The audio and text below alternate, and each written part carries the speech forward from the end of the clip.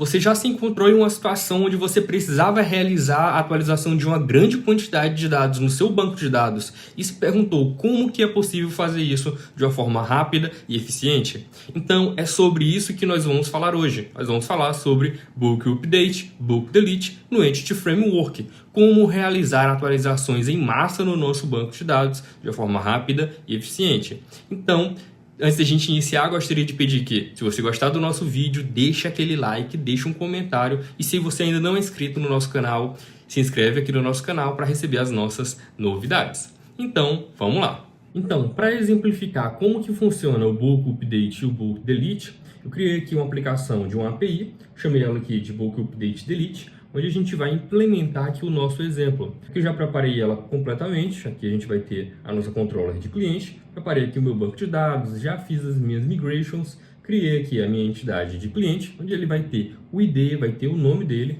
e aqui vai ter o campo de ativo, onde a gente vai trabalhar tanto com a questão do update, que é atualizando esse campo para true ou para false, quanto a deleção desse usuário aqui como um todo. Aqui na minha parte do meu repository, já criei aqui o meu repositório de cliente, e aqui a gente vai trabalhar os nossos updates, nossos tipos de update.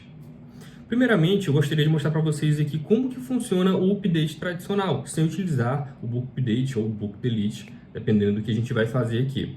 Então, qual a forma que pode ser tradicional de se utilizar, que não é tão efetiva assim? No caso aqui, a gente vai criar uma variável chamada clientes, onde a gente vai armazenar todos os usuários que vão cumprir aqui com a nossa regra, que é estar ativo lá no nosso banco de dados.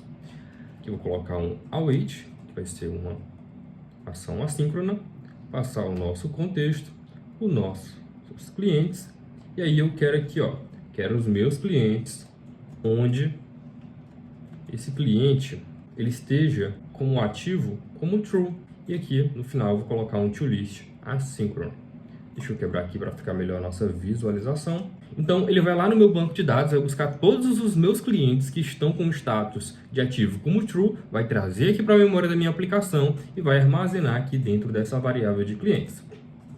Nosso próximo passo aqui seria passar um for each, que ele vai passar por cada cliente dentro da lista de clientes. E assim ele vai pegar meu cliente, ponto, ativo, e vai dizer que vai ser igual a false. A gente vai estar informando que esse cliente ele vai estar desativado. Então, ele vai passar por todos os meus clientes que estão dentro dessa lista aqui e setar aqui o status de ativo para false.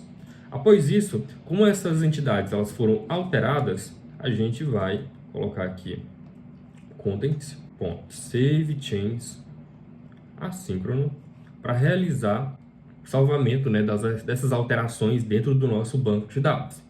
Então, aqui a gente consegue ver qual é a forma tradicional que pode ser feita essa atualização dessas entidades. Vou colocar aqui para executar, para a gente conseguir ver o que está acontecendo. Vou colocar aqui para executar. Minha aplicação ela foi inicializada. Coloquei um breakpoint ali para a gente ver o que está acontecendo. Trying out, execute. Já bateu aqui no meu breakpoint. Vamos lá buscar as informações do banco de dados. Como são muitas informações, cerca de 10 mil, a gente tem aqui uma demora para carregar essas informações na memória. Puxamos aqui todos os usuários que estavam lá no banco de dados. Aqui tem 10.001 usuários. E aí eu vou ter que passar em cada um, setando o status de ativo para false. Então ele vai adicionar aqui assim vai demorar um pouquinho para realizar esse procedimento. Deixa eu colocar outro breakpoint aqui, vai passar aqui, e assim ele vai salvar essas informações no nosso banco de dados. Deixa eu mostrar aqui o console para ver o que está acontecendo. Pronto. Vou colocar aqui o console do lado. E após eu colocar aqui para executar, a gente vai ver que essas informações elas vão ser salvas no banco de dados. Mas olha o tanto de query que vai ser feito para executar essas ações. Vou colocar aqui em continuar.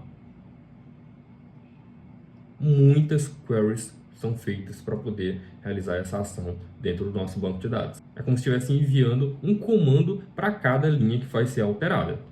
E aqui a gente consegue perceber alguns problemas. A primeira questão que a gente consegue perceber aqui é que os dados da minha tabela eles foram puxados todos aqui para a memória da minha aplicação. No caso aqui, a gente está utilizando cerca de 10.000 registros, mas digamos que exista muito mais. Como fica essa questão aqui de gerenciamento de memória dentro da minha aplicação? Outra questão aqui, a gente passou aqui o for each para realizar essa alteração dentro de cada entidade aqui dentro da minha lista, dentro de cada cliente dentro da minha lista. Por fim, eu enviei essas informações lá para o meu banco de dados e a gente conseguiu perceber que cada linha ela foi alterada, foi enviado um comando lá para o banco de dados para alterar cada linha. Isso gera uma demora em excesso. Agora vamos ver como que a gente consegue realizar um procedimento de bulk update de uma forma otimizada. Deixa eu apagar aqui, a gente não vai precisar aqui agora. Aqui a gente pode repassar o nosso context. Aqui a gente pode repassar um await, né, o nosso context, ponto, clientes, que é a tabela na qual a gente vai realizar essas alterações. Colocar ponto, colocar aqui um where, onde o meu cliente que está com o status de false, no caso agora eu vou utilizar o false porque eu já mandei essa alteração para o banco de dados, né? Então todos os meus clientes lá estão com o status de false, agora a gente vai transformar eles em ativo, né? Deixa eu quebrar aqui para ficar melhor, ponto, e aqui a gente pode colocar um execute update de forma assíncrona, e aqui a gente pode repassar o que a gente quer alterar, c.set properties, e aqui qual é a informação que a gente quer alterar. A gente quer que o cliente esteja com status de ativo, com status ativo como false, ele vá para true. A gente quer ativar esse cliente novamente. Como a gente desativou anteriormente, vamos ativar eles novamente. Então, o que está acontecendo aqui? No caso aqui, a gente está passando a informação que, olha, eu quero que todos os clientes que estejam com status aqui de ativo como false, ou seja, que estão desativados, seja executado um update neles de forma assíncrona. Quero que seja setada a propriedade aqui de ativo, seja passado true. Então, esses meus clientes aqui, que estão com a coluna aqui de ativo como false, vão serem transformados aqui em true. E aqui o que está acontecendo? Vai ser enviado um comando para o banco de dados, onde o banco de dados vai ficar responsável por realizar essa alteração. Aqui a minha aplicação ela não vai se preocupar em buscar todas as informações lá do banco de dados, trazer para a memória, realizar a alteração desse campo de ativo que está false para true, e assim enviar novamente para o banco de dados. Não, a minha aplicação aqui ela vai enviar essa informação para o banco de dados, e o banco de dados vai se encarregar de realizar essa ação lá no banco. Então, vamos colocar aqui para executar, ver como é que fica o desempenho na nossa aplicação. Vou colocar aqui um breakpoint para ver o que está acontecendo, colocar para executar. Nossa aplicação já está aqui em execução. Vou colocar aqui para executar, try out, execute. Já vai bater aqui no nosso breakpoint. E aqui a gente vai perceber a rapidez. Deixa eu abrir aqui o console para a gente ver o que está sendo enviado para o nosso banco. Deixa eu separar aqui. Vou botar para continuar. Pronto. Olha o que foi enviado aqui. Basicamente a gente vê cerca de 4 linhas. Foi um update aqui do ativo. A gente vai alterar aqui os bytes do nosso cliente. Aqui que é ativo, no caso, né? A gente vai realizar essa alteração aqui no nosso banco de dados. Foi enviado apenas um comando e o nosso banco de dados vai realizar a ativação desses usuários que estão desativados. Então, bem mais rápido, o banco de dados vai se encarregar de realizar o processamento dessa informação e assim a nossa aplicação ela vai ter um desempenho bem melhor. E aqui a gente consegue perceber, deixa eu tirar esse breakpoint aqui, parar a minha aplicação, que a gente consegue também realizar o delete, execute delete assíncrono. Então, nesse caso aqui, se eu quisesse deletar, eu não precisaria passar esse set properties, porque no caso aqui é mais para quando a gente quer fazer um update.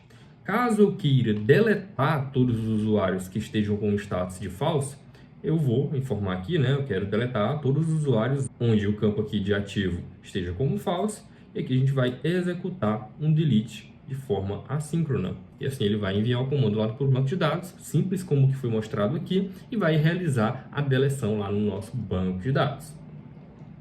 E aqui tem uma questão. Esse execute delete assíncrono e o execute update assíncrono, eles são disponíveis apenas no .NET Core a partir da versão 7. Caso você esteja trabalhando em uma aplicação que esteja no .NET Core abaixo do 7, a gente tem um pacote que realiza o bulk update, que é o bulk extensions. Então, se eu apagar aqui, a gente consegue instalar esse pacote.